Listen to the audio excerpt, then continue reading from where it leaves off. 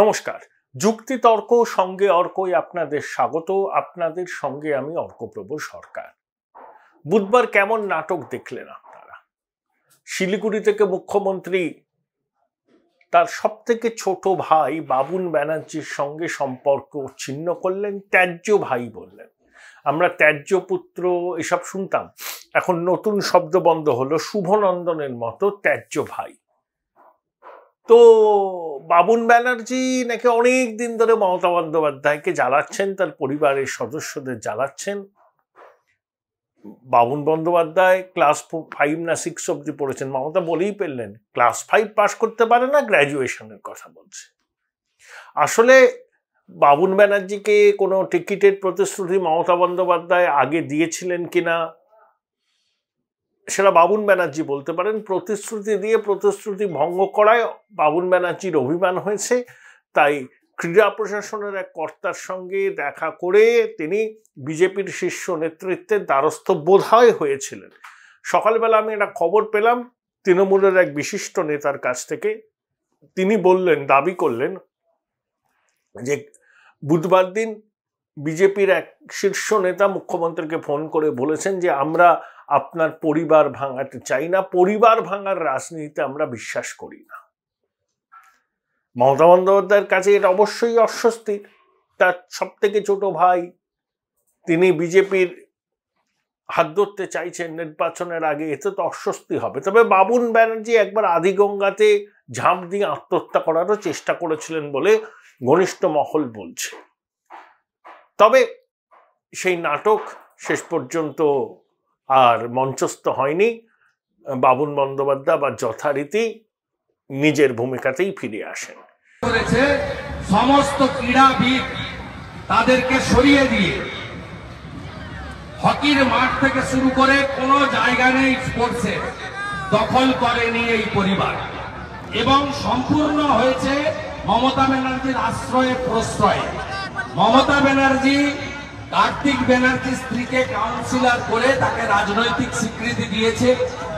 ভাইয়ের সঙ্গে চুক্তি ছিল 21 সালে যে তোকে আমি এমপি করব, এবং ভাইকে এমপি টিকিট দেয়নি, অর্থাৎ ভাগবাটোয়ারা একটু কম পড়েছে, তাই এসব কথা বলেছে। আর বাবুন ব্যানার্জিকে একটা কথা আপনাদের মাধ্যমে বলে গেলাম, আপনি পিসি আপনার দিদির সঙ্গে, মানে আমাদের সবার ভোগী পিসি, তাই তো? এখন দিদি নেই কিন্তু পিসি। দিদি যখন ছিল আমি ছিলাম, এখন পিসি। তা এই ভোগী পিসি সম্পর্কে আপনি যা পারেন বলুন, বিজেপির কথা তুলবেন না। বিজেপির সঙ্গে আপনি গত দুদিন কি করেছেন আমি কিন্তু ফাঁস করে দেব। আমি আপনাকে সতর্ক করছি যে আমি বিজেপিতে যাব না, বিজেপি আপনাকে নেবে না। বিজেপি তার কর্মীদের সেন্টিমেন্ট বুঝে। বিজেপি ওই পরিবারকে চোর বলেছে, ওই চোরেদের কাউকেই বিজেপি নেবে না। আমি দায়িত্ব নিয়ে বলছি। তো আপনি গত দুদিন বিজেপির সঙ্গে কি করেছেন আমার এই মোবাইল ফোনে আছে। আপনি আরেকবার যদি বিজেপির নাম বলেন, আগামীকাল এমন হাঁটাহাড়ি ভাঙবো আপনি কিন্তু পরের দিন আর মুখ দেখাতে পারবেন।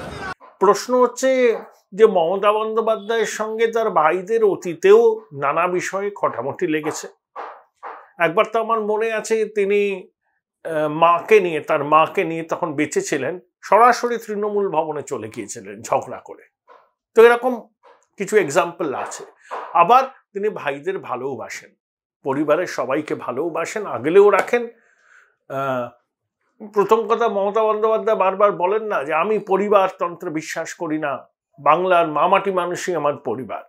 আমি মাননীয়া দিদিকে কয়টা প্রশ্ন করতে চাই।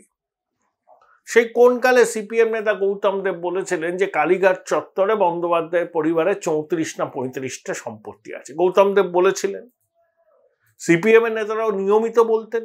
তারপরেও তাদের অভিযোগ যে ঠিক নয় সেটাকে চ্যালেঞ্জ জানিয়ে কিন্তু উনি কোনো মামলা টামলা করেননি। 2, আচ্ছা, তৃণমূল কংগ্রেসের প্রতিষ্ঠা লগ্ন থেকে অনেক সিনিয়র নেতা আছেন, তারপরেও অনেক নেতা দলে এসছেন, কিন্তু মমতা বন্দ্যোপাধ্যায় তার এয়ার অ্যাপারেন্ট হিসাবে অভিষেক বন্দ্যোপাধ্যায়কেই চিহ্নিত করলেন এবং রাজ্যপাট সামলাবেন অভিষেক, সেটা কার্যত স্থির হয়ে গেছে, আজ না হয় কাল। তাহলে অভিষেকের থেকে কি বিদ্যা, মেধা, রাজনৈতিক বোধ সম্পন্ন নেতা কি তৃণমূলে নেই? অনেক আছেন, কিন্তু তাদেরকে ওই 3, 4, 5, 6, 7, 8, 9, 10, 11 কেউ কেউ আবার দ্বাদশ ব্যক্তি, ত্রয়োদশ ব্যক্তি, চতুর্দশ ব্যক্তি হিসাবে থেকে যাবেন। তারা কখনো এটা আশা করতে পারবেন না যে মমতা বন্দ্যোপাধ্যায় তাদের মধ্যে কাউকে তার রাজনৈতিক উত্তরাধিকারী হিসাবে বেছে নেবেন। হবে না। যোগ্যতা থাকুক বা না থাকুক, তিনি কিন্তু তার পরিবারের সদস্যকেই রাজনৈতিক উত্তরাধিকারী হিসাবে চিহ্নিত করবেন এবং ইতিমধ্যে করেও ফেলেছেন। এর থেকে বড় পরিবারতন্ত্রকে বা পরিবারবাদকে প্রশ্রয় দেওয়ার আর কোনো উদাহরণ আপনাদের সামনে আছে? ঠিক বিহারে এটাই হয়। আরজেডির কোনো নেতা কি এক্সপেক্ট করতে পারেন যে লালুজির পরে তিনি দলের দায়িত্ব সামলাবেন? না।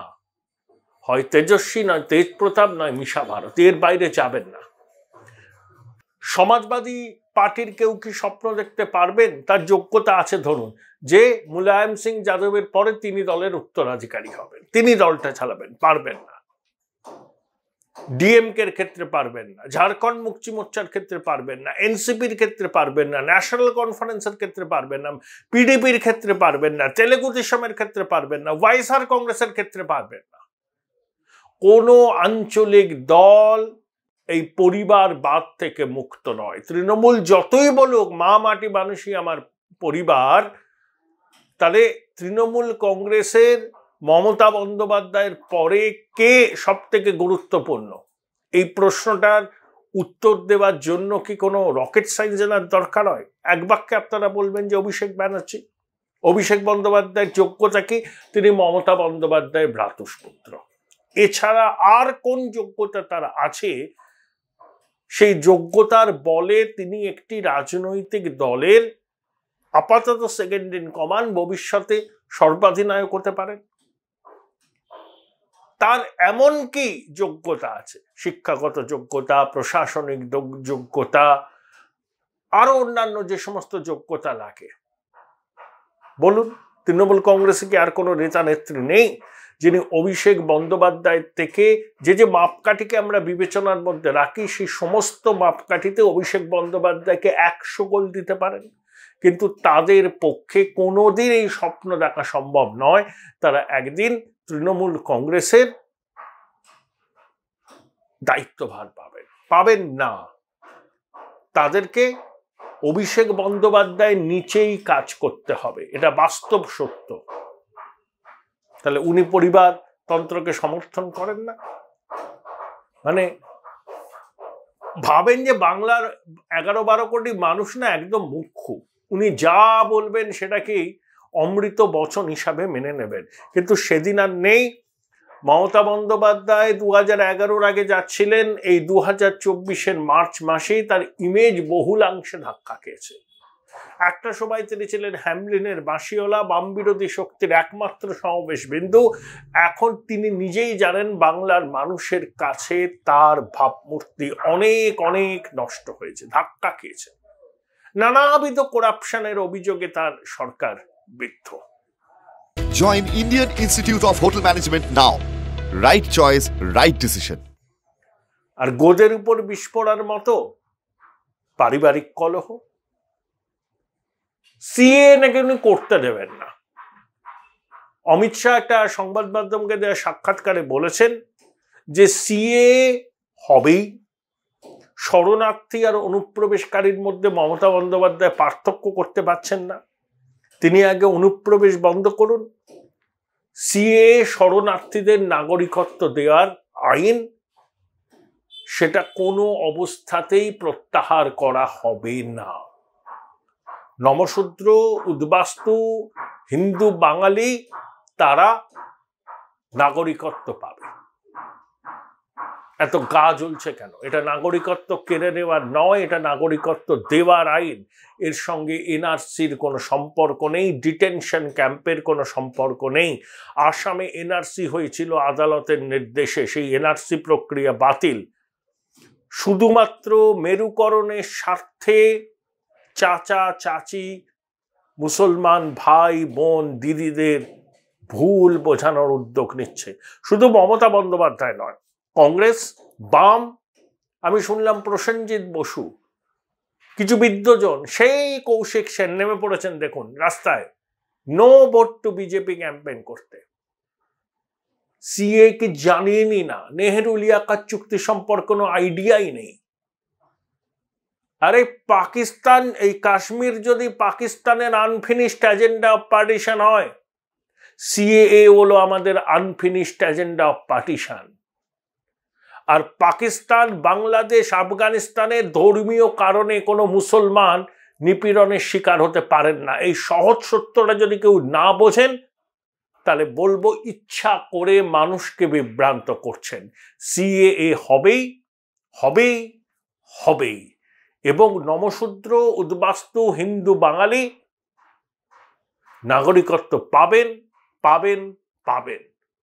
রুলসে যদি কোনো রকম জটিলতা থাকে বলে মনে হয়, সেই রুলসও চেঞ্জ হবে।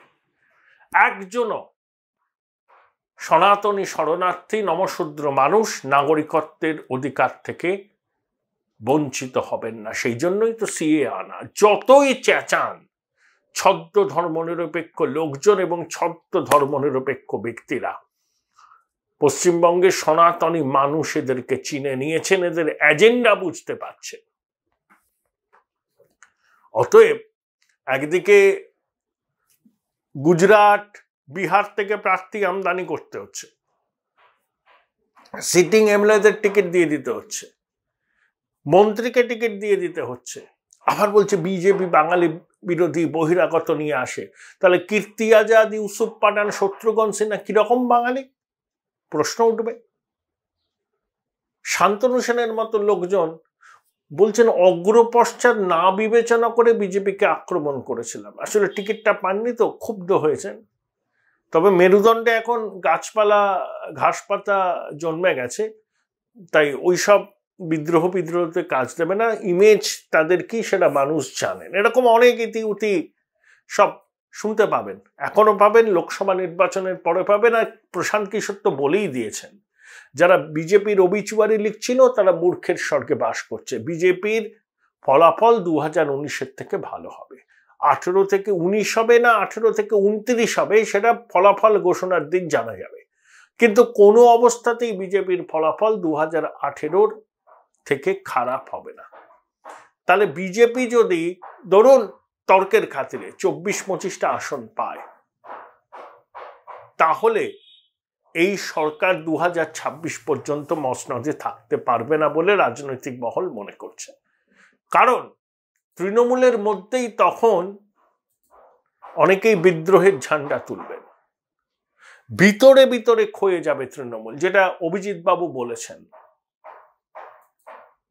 তাহলে এখানে তো কোনো মতাদর্শগত অবস্থান নেই যার জন্য দল টিকে থাকবে। দেখুন, বামপন্থীদের মতাদর্শকে আপনি পছন্দ করতে পারেন, আবার নাও পারেন, সেটা আপনার ব্যক্তিগত বিষয়। বিজেপিরও একটা নির্দিষ্ট মতাদর্শ আছে, সেটা আপনার পছন্দ হোক বা না হোক। তৃণমূল কংগ্রেসের কোনো মতাদর্শ নেই, একটাই, এলো মেলো করে দেমা লুটে পুটে খাই। আর সিপিএমও এখন ক্ষয়িষ্ণু শক্তি, তাই সিপিএম বিরোধিতার তাগিদে সবাই জড়ো হয়েছিল। হরেক কিসিমের নকশাল, একদিকে কংগ্রেস, বুদ্ধজন, সবাই। এখন সিপিএমও ক্ষয়িষ্ণু শক্তি, আর সেই অর্থে কোনো রকম তো তৃণমূল কংগ্রেসের মতাদর্শ নেই। একজনকে জিজ্ঞেস করুন তো, ডেরেককে, ওইসব মুখপাত্র, যে আপনাদের বিদেশ নীতি কি, আপনাদের আর্থিক নীতি কি? আচ্ছা, আঞ্চলিক দলের সর্বভারতীয় সম্পাদক হয় কি করে? দেখবেন পালিয়ে যাবে, পালিয়ে যাবে, ফরফর ফরফর করে ইংরেজিতে কথা বলবে, কি বলবে নিজেই জানে না, পালিয়ে যাবে। কারণ কিছুই নেই Trinamool Congress. Conglomerate of disparate interest where only cement of solidarity is provided by power or chances of attaining power. That's all. আর কিচ্ছু না। এটাই হচ্ছে তৃণমূল কংগ্রেস। তাই লোকসভায় বিজেপির আসন সংখ্যা যদি 24-25টা হয়, অনেক রাজনৈতিক পর্যবেক্ষক বলছেন তৃণমূল সরকার তার তৃতীয় টার্ম পুরো কমপ্লিট করতে পারবে না। মাঝপথেই ভেঙে যাবে। বিদায় ঘণ্টাকে মমতা শুনতে পাচ্ছেন, বুঝতে পাচ্ছেন যে ডেজ আর গেটিং নাম্বারড, তাকে ক্ষমতা থেকে সরে আসতে হবে।